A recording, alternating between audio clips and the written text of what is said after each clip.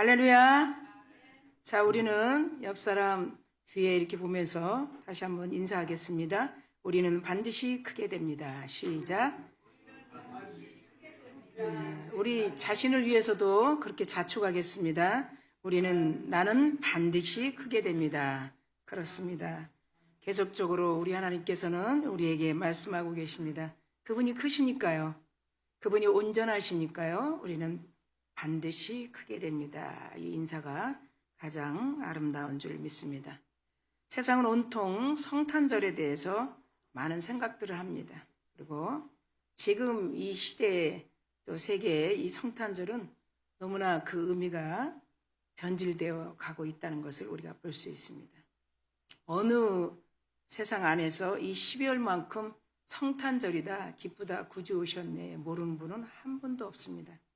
그러나 수많은 사람들이 성탄절을 생각하고 즐거워는 하지만 우리도 마찬가지로 베들레헴에서 오신 예수님, 그리고 구유에서 태어나신 예수님, 목동으로 오신 예수님, 그리고 동방박사 하면 그 동방박사가 엎드려 절을 하면서 옥합을 드리는 그런 예수님 다 우리도 기억하고 있습니다. 또 가장 잊지 못하는 것은 헤롯 때에 왜 호적을 하라고 했는가. 그 또한 헤롯 하면 이때 꼭 우리가 기억나는 그 한 사람이죠. 그런데 정말 우주 안에든 세상이든 세계든 모두가 다 성탄절은 기억하고 있지만 그 안에 예수가 있는가. 예수가 없는 성탄절이 아닌가. 자, 우리는 이 대림 4주간 동안에 정말 내 안에 그분이 임재하시고 그분이 도래하시고 우리 서강교와 여러분의 가정에 그리고 개개인 한 사람 한 사람에게 예수님이 함께하는 성탄절을 기다리고 있는 줄 믿습니다. 오늘은 이렇게 대부분 성탄절 하면 그렇게 알고 있는 그 생각에서 조금 벗어나서 오늘 본문 사도 바울이 빌립보서의 말씀을 통해서 제목을 보면 낮은 자로 오신 예수님.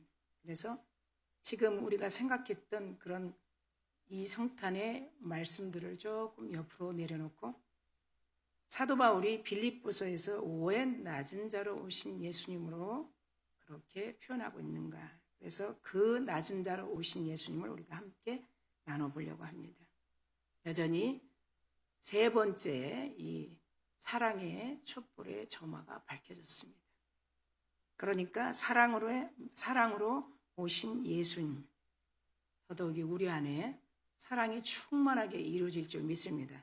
그래서 오늘은 5가지로 한 포인트를 우리가 잘 들을 때 정말 낮은 자로 오신 예수님이 여러분 안에서 우리에게 원하시는 그 일들을 이 어두운 세상에 그 불을 밝히며 빛을 밝히는 여러분 될 줄 믿습니다. 먼저 첫 번째 보면 절대 주권을 포기하신 예수님 이렇게 시작합니다. 자, 6절에 보면 절대 주권을 말씀하신 말씀이 있습니다. 그러나 예수님이 이 땅에 오셔서 절대 주권은 포기했지만 하나님의 신성은 포기하지 않았다는 것을 소개하려고 합니다. 예수님은 하나님과 동일한 그 본질을 가지고 계신 분이기 때문에 주권은 포기할 수 있어도 그 신성은 포기할 수 없다. 그것을 보면 6절에 그는 근본 본체시나 이렇게 말씀하고 있습니다. 그래서 우리말로 이 본체에 대해서 좀 찾아보면 헬라어로 모르페라고 합니다. 이 모르페는 무엇을 말하는 건가 보면 내적으로 본질, 내적의 그 본질은 절대로 변할 수 없다. 그러니까 그분의 신성을 말씀하시는 거죠. 그래서 헬라어로 모르페. 또 한 단어를 보면 또 헬라어인데 그건 스키마 이렇게 합니다. 그러니까 모르페와 스키마. 이 스키마는 변할 수도 있고 변질될 수도 있다. 이건 외적인 것을 말하고 있습니다. 모양이 조금 다를 수 있다. 그 말이죠. 그래서 예수님이 오늘 6절에 말씀하신 것처럼 절대 그는 말씀하고 있습니다. 그런 예수님이 오늘 첫 번째 그 주권을 포기하신 예수님 이런 제목으로 우리가 하나님의 은혜의 말씀을 듣고 있습니다. 절대 주권을 버리시고 그 신성을 가지고 오신 분을 이 사도 요한은 요한복음 1장에 그렇게 말씀합니다. 태초의 말씀 이렇게 소개합니다.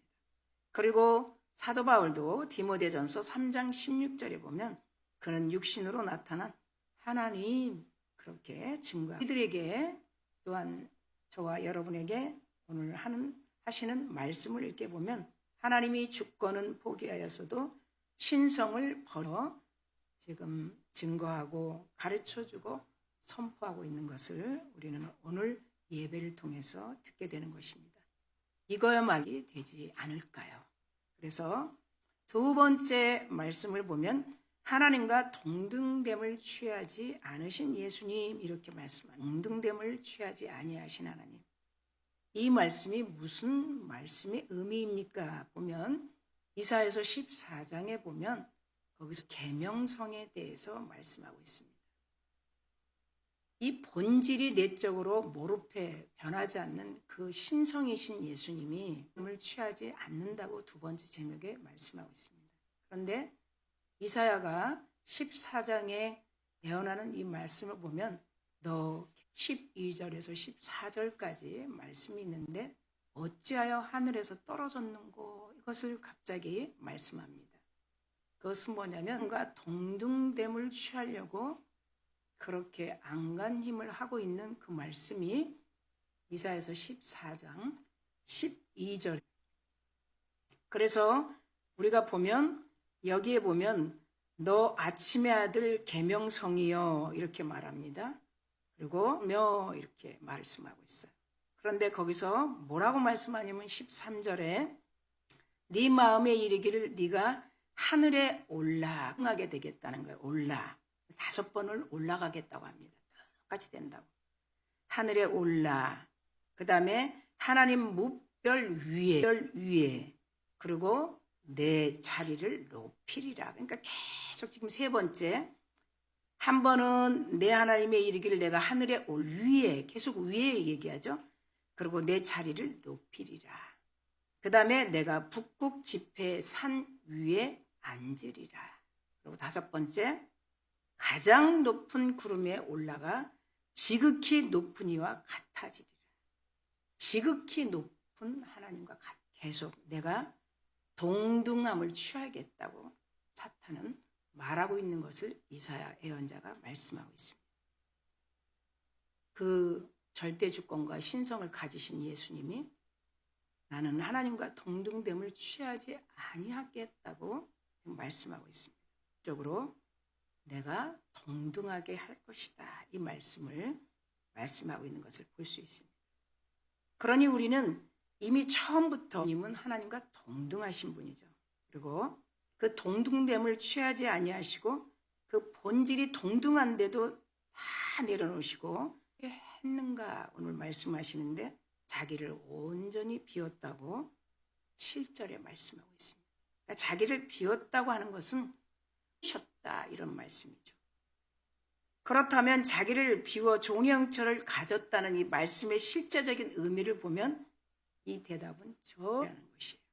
그래서 우리 예수님이 두 번째 오셔서 동등됨을 취하지 아니하시는 예수님이 이렇게 낮은 우리가 볼 수 있습니다.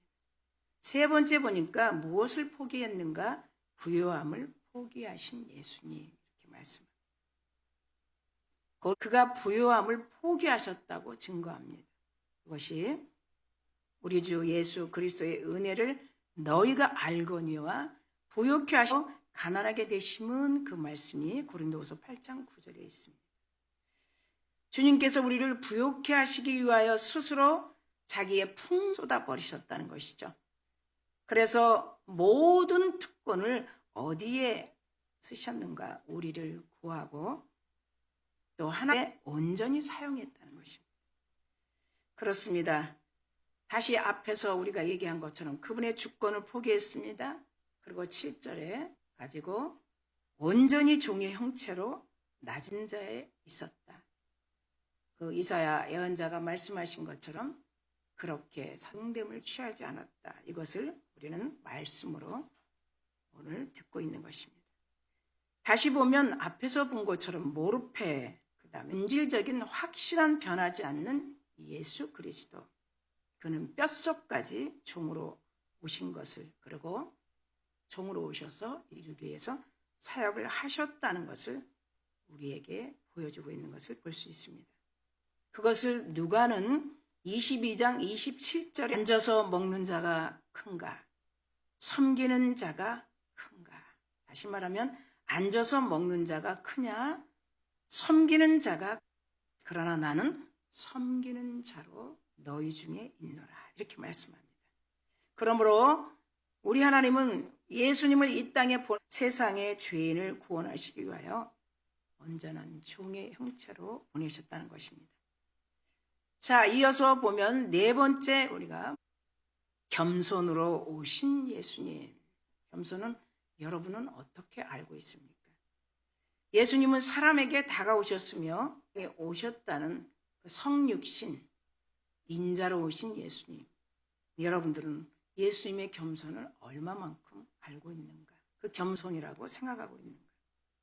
하나님과 동일한 분이라는 그 동등됨을 취할 것으로 여기지 아니하시고 그 사람의 형체로, 그리고 위에 예수님의 모습을 드러내고 있는 우리가 들었던 말씀들을 생각해 봅니다.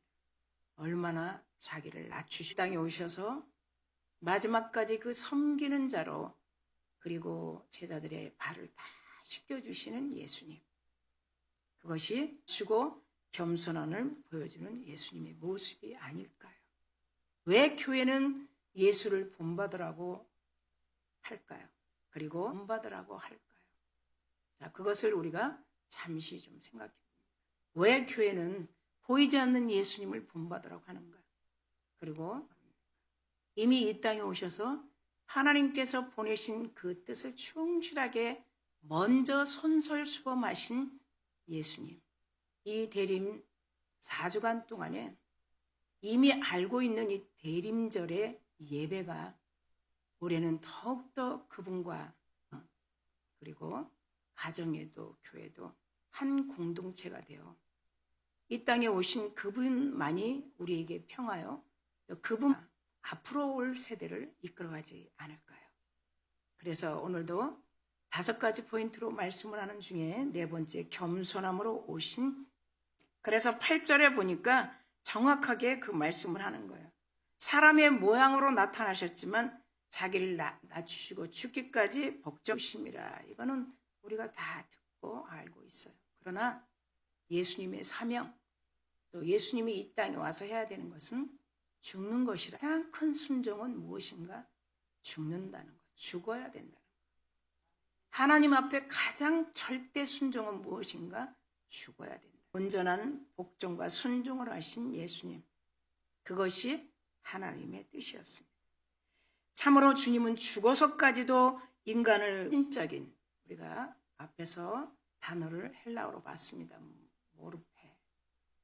이 내적, 이 본질적인 것, 그것이 신적인 권능을 절대로 이 땅에 오셔서 드러내지 않았다는 것. 그거야말로 절대 주권을, 하나님과 동등됨을 취하지 아니하시고, 그리고 부요함마저도 그 하나님이시지만 그 하늘에 우리들을 부요케 하기 위해서 그 예수님이 온전한 그 부요함을 포기하신 예수님. 그래서 우리가 한국교회가 지금도 저와 여러분이 이 겸손함을 배워야 되지 않는가 생각해 봅니다. 5번째로 하신 예수님. 그러니까 하나님이 낮추셨습니다. 하나님이 절대 주권을 포기하게 했습니다. 하나님이 부요함도 내려놓게 했습니다. 동등됨도 다 사용하지 않게 했습니다. 하나님이 하신 것입니다. 그렇다면 이 5번째 말씀을 보면 시키지 않겠습니까? 우리도 여러분 지금 첫 번째, 두 번째 다 조금씩 들었던 말씀이에요. 그러나 정말 거기에서 이 땅에 인간의 몸으로 오셔서 하나님이신 그 신성을 다 뒤로 한 채 정말 성육신 오신 인간과 함께 어떤 그런 일들을 우리가 생각해 봅니다. 하나님이 낮추셨기 때문에 하나님이 때가 되면 높이시고, 하나님이 사용하지 되면 하나님께서 모든 만물이 그 예수 그리스도 앞에 무릎을 꿇게 하지 않겠습니까? 그래서 예수님 보니까 그것이 2장 9절 말씀에 있습니다. 그러므로 하나님이 그를 지극히 높여 모든 이름 위에 말씀하고 있습니다. 그것은 무슨 말이냐면 하나님은 모든 것을 비우고 죽기까지 순종하신 예수님의 이름을 순종으로 우리 하나님의 이름을 높이고 그리고 복종으로 그리고 부요함을 내려놓으심으로 또 절대 주권을 사용하지 않고 이번에 우리가 이 대림 4주간 동안에 더더욱이 우리 마음속에 담아야 할 것이 있습니다. 우리는 지금까지 하나님의 말씀을 담고 있습니다. 그러나 그 말씀을 통해서 이 몸된 교회가 세워져서 교회를 통해서 예수 그리스도와의 우리는 하나님 앞에 예배자로 하나님을 믿는 자로 교회에 다닙니다. 그러나 여전히 이 교회에서 예수 그리스도에 대한 이 말씀들이 잘 들리지 않을 수도 있습니다. 그저 내 생각대로 교회 다니면 그리고 가면 물론 안 맞는 건 아니지만 하나님은 교회를 세우셔서 그 교회에서 하나님의 그것이 이 땅에 오신 내가 길이요 진리요 생명이니 나로 말미암지 않고는 하나님께로 올 자가 가십니다. 그래서 우리가 교회를 다니는 사람으로 있지 않고 교회에서 예배자로 서는 여러분 될 줄 믿습니다. 그 뜻 하나님의 뜻이죠. 그 뜻을 아들 예수를 통해서 다 내어주셨습니다. 그리고 하나님은 그 아들 예수를 통해서 하나님의 그런데 이 땅에 보십시오. 얼마나 많은 혼돈 가운데 있습니까? 마치 하나님을 안다고 하는 사람들이 원뜻을 모르기 때문에 그 말씀에 벗어나서 말씀대로 살지 못하고 들을 때뿐 삶하고는 너무 동떨어진 그런 생활을 하고 있는 것을 우리 많이 보지 않습니까? 그렇기 때문에 예수님과의 지금도 우리 예수님은 문을 열고 기다리시죠. 수고하고 무거운 짐진 자들아 다 내게로. 사람을 통해서 어떻게 답을 하나님의 말씀을 통해서 이 시대나 앞으로 올 세대에 답을 들을 수 있는 거예요. 한국교회가 어디로 갈 건가? 그리고 우리가 정말 교회를 통해서 소망은 어떻게 들을 수 있을까? 그리고 희망은 무엇인가? 우리에게 화평의 하나님과 저주와 질병을 다 해결하셨는데 그것을 언제까지 믿을 수 있는가? 이것이 다 희망이요 소망인 것이에요. 그런 하나님의 나라와 그 소망을 알고 듣게 하기 위해서 교회를 세우신 것입니다. 오순절의 그 사건을 통해 교회를 정말 가치가 어느 정도인가? 교회만이 할 수 있는 것이 교회에 오면 교회에서 예배를 드리면 찾지 못하고 알지 못하는 그 문제들을 교회에서 듣게 되는 거예요. 성경에 이미 시작도 하나님이 하셨고 끝도 하나님이 하셨어요. 인간의 생사복과 세상이 어떻게 가고 있는 것을 하나님은 이미 다 발표하셨기 때문입니다.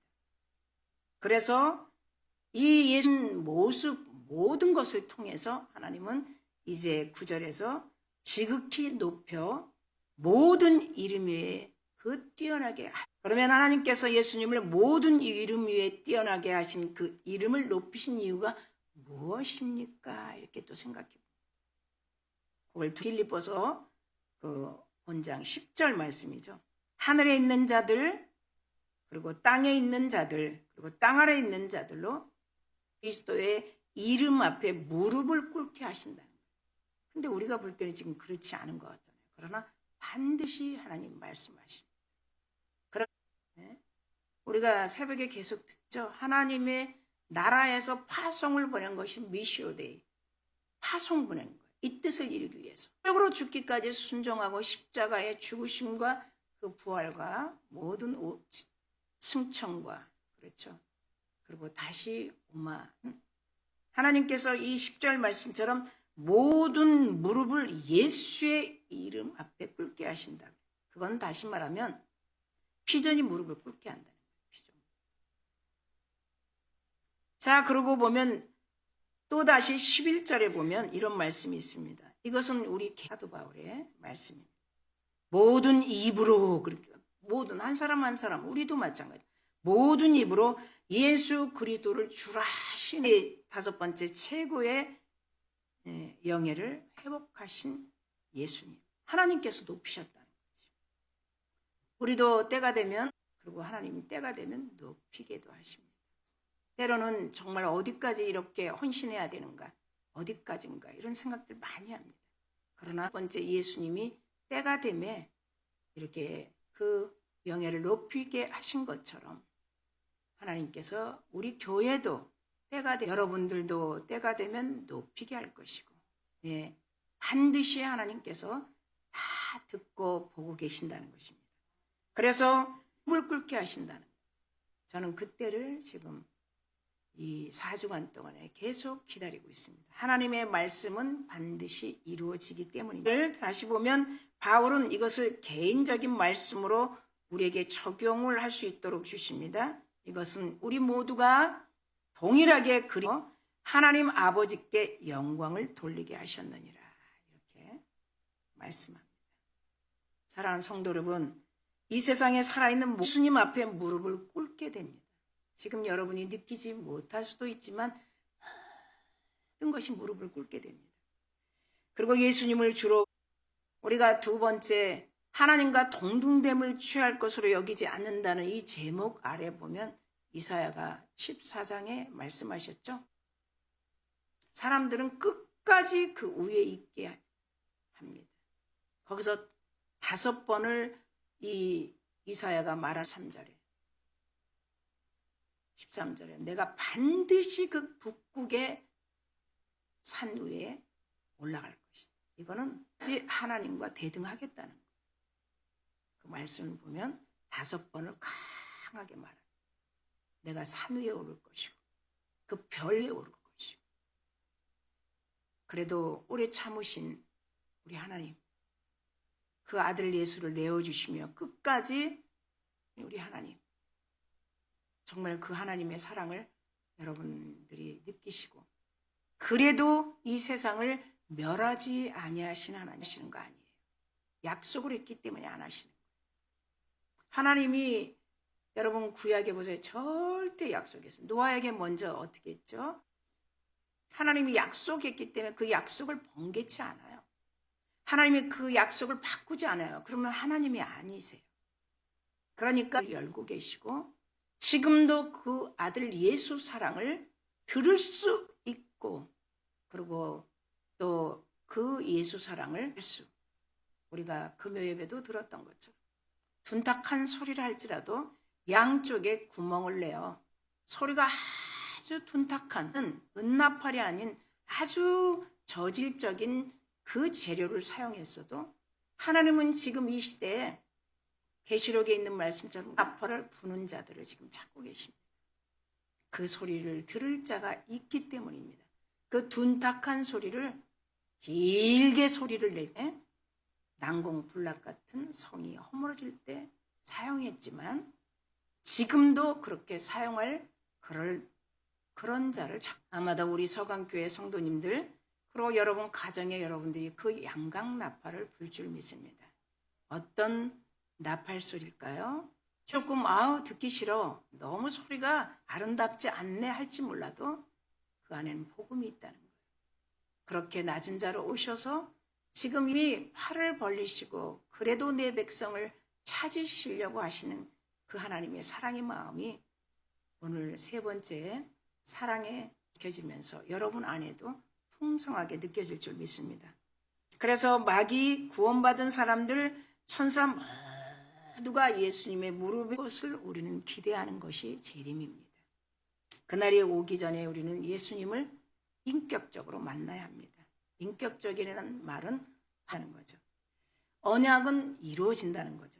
그리고 죽음까지 감수하면서 아들을 내어주신 그 하나님의 사랑이 앞으로도 주님을 멀리한 백성들을 계속 부르시고 계시다는 거. 할렐루야. 여러분의 이런 소식 전하는 그런 마음들이 뜨겁게 움직여질 줄 믿습니다. 이제 말씀을 맺습니다. 하나님께서는 이런 말씀을 이 마음을 품으라 이렇게 말씀합니다. 우리가 마음에 품을 것은 뭐겠습니까? 정치겠습니까? 경제겠습니까? 물론 다 필요하지만 하나님은 내 마음을 품을 때 이 경제와 정치가 어떻게 될 것인가 알게 되겠죠. 그리고 하나님이 절대 약속대로 움직이신다는 것이죠. 말씀대로 행하시는 것이죠. 그래서 우리에게 그 말씀을 하십니다. 너희 안에 내 마음을 품 그리스도 예수의 마음이 끝까지 하나님의 마음을 품고 있는 자, 그것이 마지막 견디는 자가 아닐까요? 마지막 교회가 그들이 아닐까요? 여러분, 우리는 꼭 촛불 점화를 하고 나면 아멘, 주 예수여 어서 오시옵소서 이렇게 합니다.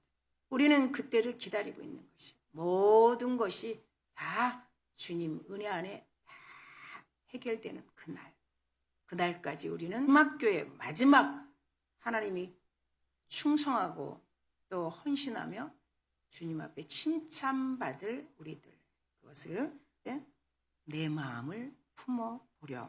이 말씀이 너희 안에 이 마음을 품어라. 그러면서 우리에게 마지막 부탁의 말씀을 아무 일에든지 다툼이나 허영으로 하지 말고, 이게 부탁이에요. 아무 일에든지 다 본문 안에 있는 것이죠. 아무 일 허영으로 하지 말고 오직 예수님이 이 땅에 오셔서 그 평강의 왕으로 오셔서 겸손하게 하신 것처럼 겸손한 마음, 자기보다 남을 낮게 여기고 이렇게 말씀합니다. 그러므로 겸손하라는 계속 동일한 말씀으로 자기의 우리 마음의 이기심, 그리고 예수님이 죽기까지 순종하고 복종하신 그 마음을 품을 때 전혀 없어지게 되죠. 불완전한 우리들이 계속적으로 그렇지 않을지는 모르지만 우리 안에 그분의 마음이 계속 품어질, 어떤 환경도 어떤 세상의 일들도 평정을 이루며 우리는 성령이 조명하시는 시대적인 일, 앞으로 올 일들을 성령 안에서 바라보는 여러분들일 줄 믿습니다. 그래서 우리는 예수님의 마음을 품으면서 교훈이 되고, 그리고 예수님의 겸손과 우리를 향한 사랑을 배우는 정말 복된 성탄을 기다리는 여러분들일 줄 믿습니다. 12월에 우리 하나님이 주시는 말씀들을 조금씩 조금 버거울 수도 있지만 그래도 하나님께서 우리에게 들을만 하기 때문에 하시지 않고 들으시고, 끝까지 충성된 종으로서 하나님이 기뻐하는, 하나님이 반드시 우리를 보시고 또 기억하시고 그 상급을 기다리며 나가는 또 한 주간의 시작이 될 줄 믿습니다. 12월에는